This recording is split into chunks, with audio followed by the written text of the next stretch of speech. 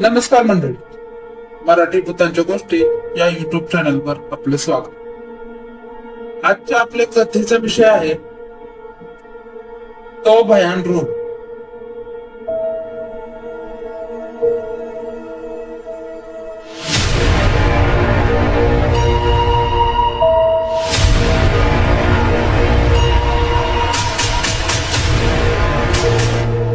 एक वर्ष उलटलं त्या गोष्टीला. त्या दिवशी फोन आला की तो आजारी पडला. मी भेटायला गेलो तर त्याची आई खूप गंभीर होती, पण तसं गंभीर होण्यासारखी काहीच परिस्थिती नव्हती. त्याचा ताप वगैरे होता, पण खूप नव्हता. तो बोलत सुद्धा होता आणि नॉर्मल वाटत होता. मी हसतच विचार, काय रे, काय झालं? त्याने नुसती मान हलवली नाही म्हणून. ते थोडं विचित्र होतं माझ्यासाठी, कारण तो खूप बोलायचा. वाटलं आजारपणामुळे असेल, म्हणून मी दुर्लक्ष केलं. मी त्याला म्हणालो की चल येतो मी, आणि मी उठलो. तो म्हणाला, अरे थांब, जरा आईला येऊ दे मग जा.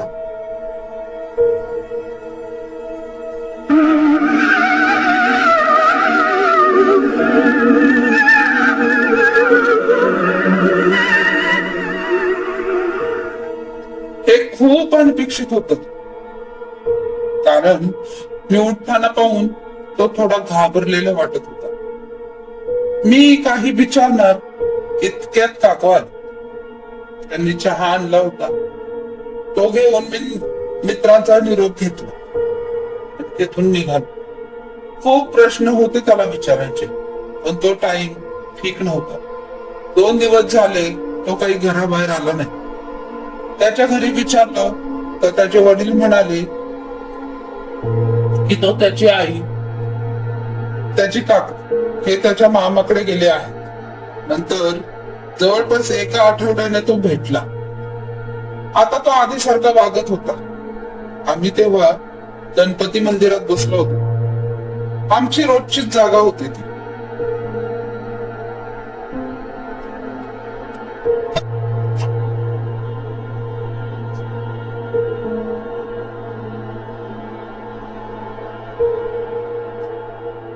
रात्री 10-10:30 वाजता आम्ही सगळे जेवण झाल्यावर तिथे जमायचो. आता तो रोज येत होता. 2-3 दिवसांनी आम्ही सगळे मस्ती करत होतो. तिथे ते मी त्याला सहज विचारलं, का रे, कुठे गेले होतास? आणि इतका विचित्र का वागत होता त्या दिवशी? विचारताच त्याच्या चेहऱ्यावरचे भावच बदलले. तो हसता हसता त्याचा चेहरा गंभीर झाला होता. म्हणाला, जाऊ दे रे, काही नाही. हे तो जरा अडथळतच म्हणाला. मग मला काही रावलं नाही. मी खूप जोर दिला. शेवटी तो म्हणाला की हे बघ यार, या गोष्टीवर तुझा विश्वास बसेल की नाही माहित नाही.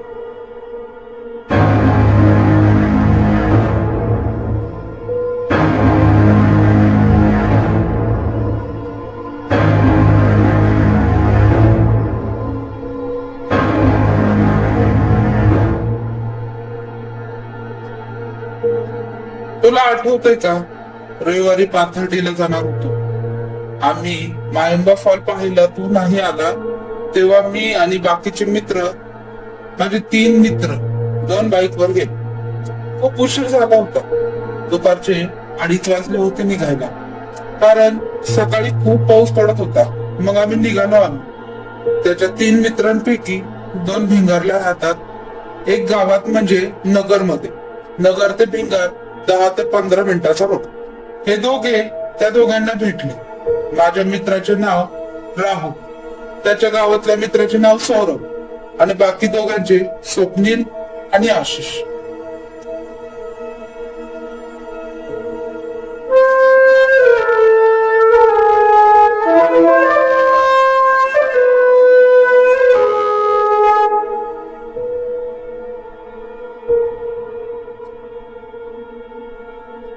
मग गेलो आम्ही.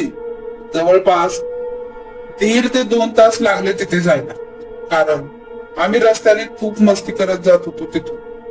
तिथून निघायला 6:30 वाजले आम्हाला. खूप फोटो वगैरे काढले, इतके की मोबाईलची बॅटरी सुद्धा खूप कमी राहिली होती. मग जाताना इतकी काही मस्ती की नाही की 8 वाजेपर्यंत चांद बीबी पर्यंत पोहोचलो होतो. तोच आशिष म्हणाला, चला कोकटेच्या ढाब्यावर जाऊ जेवायला. तो ढाबा तिथून लांब होता. सौरभ म्हणाला, अरे नको, खूप लांब लांब जावे लागेल. स्वप्नील म्हणाला, अरे काही टेन्शन नाही यार, चांद बीबी पासून एक रोड आहे, तिथून जवळ पडेल. भूक सुद्धा लागली होती.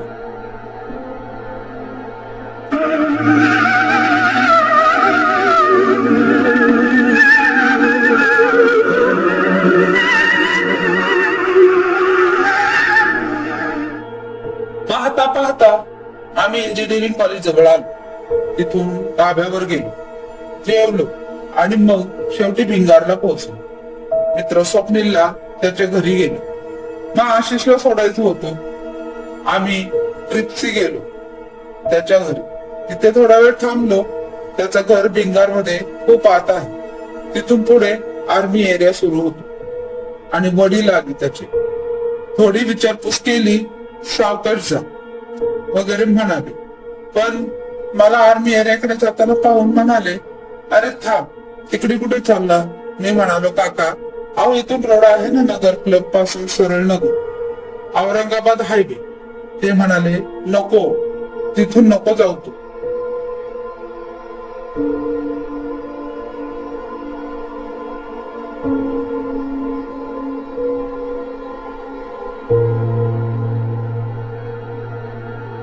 तू भिंगार मधूनच जा. मी म्हणालो की काका पेट्रोल कमी राहिले आणि तिथून गेलो तर ढकलत न्यावे लागेल. त्यांनी थोडा विचार केला. ते म्हणाले, जा तिथून, पण नगर क्लब कडे न वळता सरळ LIC ऑफिस कडून जा, एकच पडेल. मी हो म्हणालो आणि त्यांचा निरोप घेऊन निघालो. जाताना ते परत म्हणाल, क्लब पासून जाऊ नकोस. हो म्हणून निघालो मी. तिथून जवळपास 10:15 ते 10:30 वाजले असते. पाहता पाहता नगर क्लब पाशी पोहोचलो. मी बाईक थांबवली आणि सहजच नगर क्लबच्या रोडकडे पाहिले आणि सौरभला विचारलं, हे चल जायचं का ह्या रस्त्याने?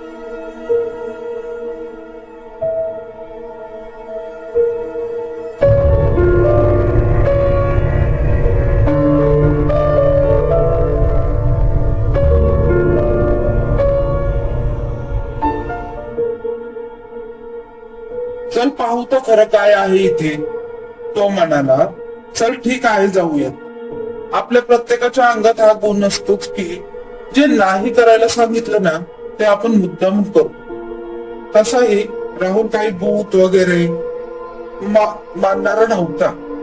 त्याच्या ह्या गोष्टीवर विश्वासच नव्हता. राहुल, आम्ही गेलो त्या रस्त्याने.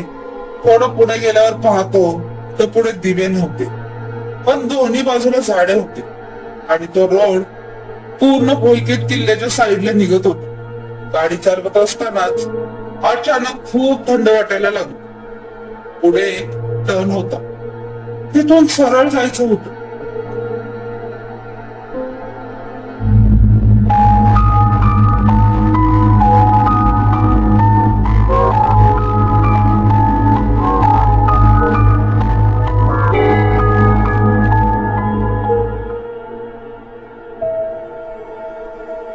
गाडी मी मध्येच पळवत होतो. सौरभ डाव्या साईडला पाहत होता. काय झालं काय माहित. त्याने अचानक थोडे माग वळून काढले. मला हे आरशामधून दिसलं आणि ओरडला, अरे बापरे. ती जरा गडबडलो. मी त्याला विचारलं, ए वेड्या, काय झालं, ओरडतोस कशाला? तो घाबरलेल्या आवाजात म्हणाला, चल इथून, फास्ट घे, लवकर चल. मला वाटतं की हा घाबरला. मी बाईकचा स्पीड थोडी कमी केली त्याला घाबरवण्यासाठी. तो ओरडायलाच लागला. मग मी मागे वळून पाहण्याआधीच आमच्या शेजारी बाईक पासून 6 ते 7 फूट लांब एक पांढऱ्या साडीतली बाई उलट्या दिशेनं पळत होती.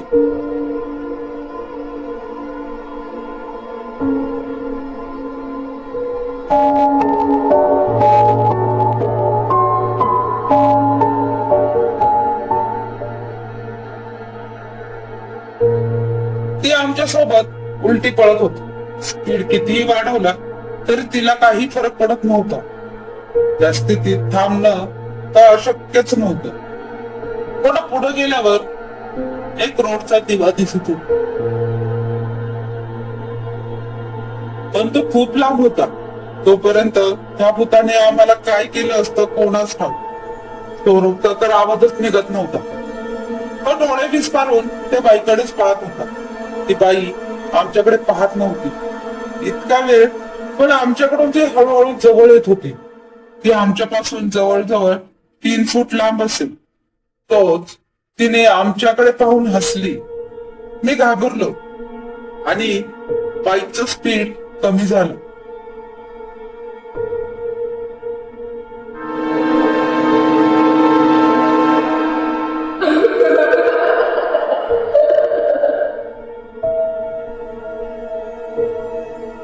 त्यामुळे ती पुढे गेली थोडी आणि बाईकच्या हेडलाईटचा प्रकाश तिच्या हसऱ्या तोंडावर पडला. खूप गहाण चेहरा होता, सगळा सडलेला. तिचे ते जिभेत दात अडकले, आरपार गेले होते. खूप भयानक वाटत होत ते. एक तर त्या रस्त्याने कोणीच जात नाही. रोड पूर्ण सामसूम होता.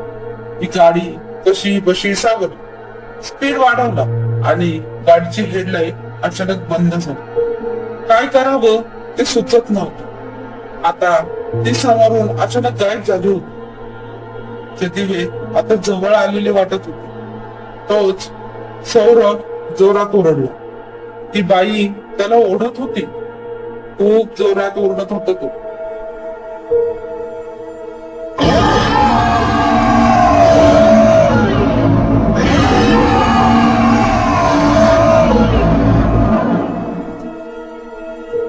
कोणत्या देवाची प्रार्थना करावी काही सुचत नव्हतं. शेवटी सौरभने अंगावरचं जॅकेट काढलं. मला माहित होतं की हा शेवटचा चान्स आहे आमच्यासाठी. मी गाडी पळवली आणि रस्त्याच्या टोकाला पोहोचलो आणि बाईक धक्के देतच बंद पडली. आता आम्ही त्या रोडच्या पूर्ण बाहेर होतो. बाईक बंद पडली होती. पेट्रोल संपलं होतं. बाईक लावली. सौरभला त्यावर बसव. तो काहीच बोलत नव्हता. हात पाय कापत होते. कपाळावर घाम आलेला आणि डोळे विस्पारले. माझी हालत काही वेगळी नव्हती. मी रोडच्या साईडला एका दगडावर बसलो.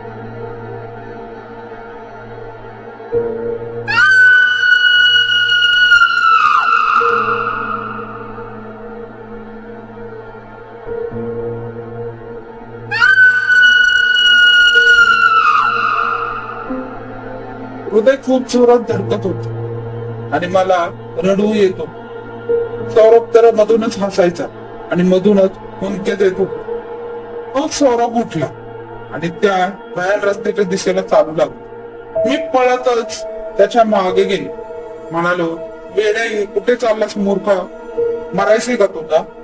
तो शांततेत म्हणाला, मी जॅकेट घेऊन आलो. मी त्याला पकडून ठेवलो. तो रोड समोरच होता आणि जॅकेट सुद्धा थोडं पुढे रस्त्याच्या कोपऱ्यावर पडलेलं होतं. मी त्याला घट्ट पकडून ठेवलं होतं. तो माझ्या हातातून निसटायचा प्रयत्न करत होता. मी त्याला मागे घेतलं आणि धक्का दिला. खाली पडला.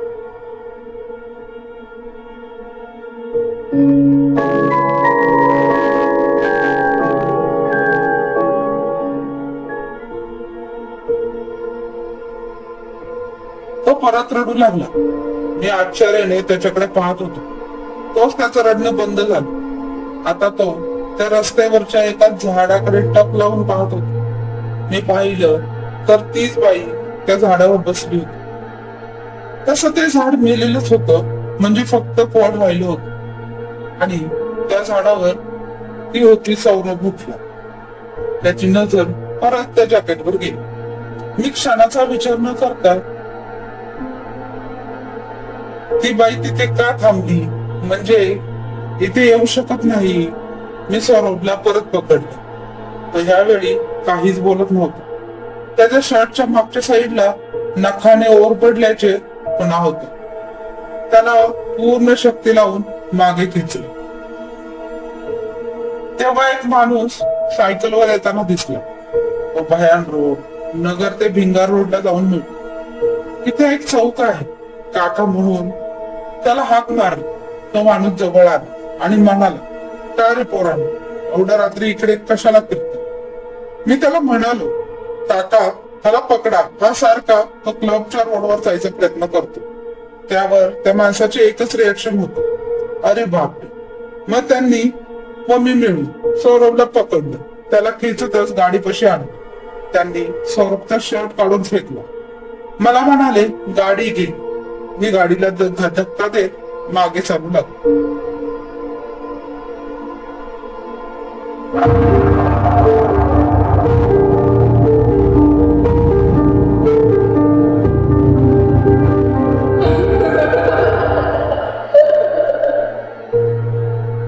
आता आम्ही हायवे पाशी होतो. समोरच एक हनुमान मंदिर आहे. आम्ही तिथे गेलो. गाडी बाहेर लावली. तिथे थांबलो. सौरभ शांत बसला होता. मी त्याच्या शेजारी जाऊन बसलो. पाण्याची बाटली ते काका घेऊन आले. सौरभला त्यांनी पाणी पाजलं. मग मला दिलं. पाणी पाहिल्यावर सौरभ रडायला लागला. माझ्याही डोळ्यातून पाणी आलं. काकांनी विचारलं, 30 रुपये आहेत का तुझ्याकडे? मी हो म्हणालो. मग ते मला चल म्हणाले. मी म्हणालो आणि सौरभ ते म्हणाले, त्याची काही काळजी करू नको, तो कुठेही जाणार नाही. आम्ही बाहेर आलो आणि रस्त्याच्या कडेने चालायला लागलो.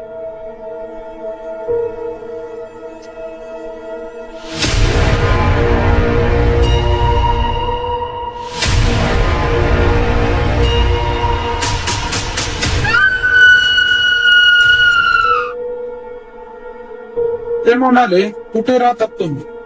तिथे कशाला गेला होता? यांना सगळं सांगितलं तर ते म्हणाले, त्या माणसाने सांगितल्यावर तुम्ही त्या रोडने जायचंच कशाला? कळत नाही का तुम्हाला? बर जाऊ द्या, तुम्ही वाचले ते महत्वाचं आहे. तू माझ्या घरच्यांना घेऊन ये. माझ्याकडे 2-3 दिवसात मी हो म्हणालो. त्यांना बोलता बोलता मंदिरापाशी आलो. आम्ही ते म्हणाले, आता सरळ घरी जा आणि घाबरू नका. त्या बाईची हद्द त्या रोड पर्यंतच आहे. तिथून पुढे ती नाही येऊ शकत. मी म्हणालो, थांबा काका, तुम्हाला तुमच्या सायकल पाशी सोडतो. ते बसले. सौरभ म्हणाला, ये जाऊन त्यांना घेऊन आ.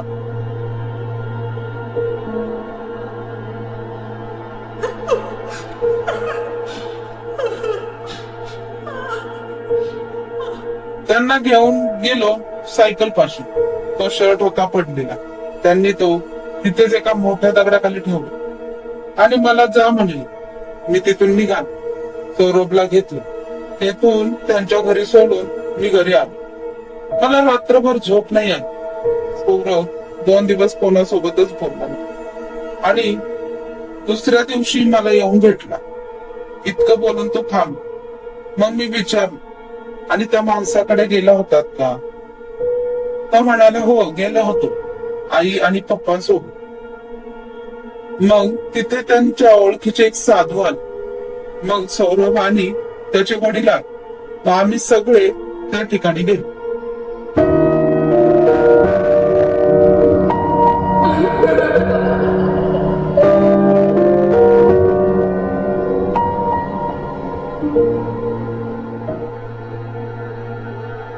तिथे त्या काकांनी तो शर्ट दगडाखाली काढला. मग पुढे त्या झाडाखाली गेले. तिथे तो शर्ट जाळला. जॅकेट काही सापडले नाही.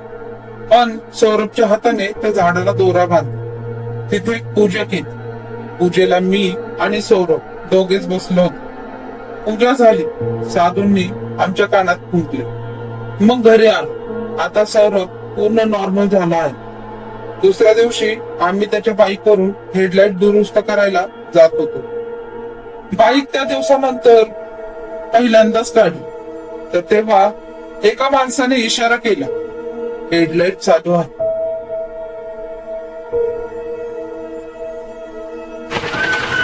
धन्यवाद.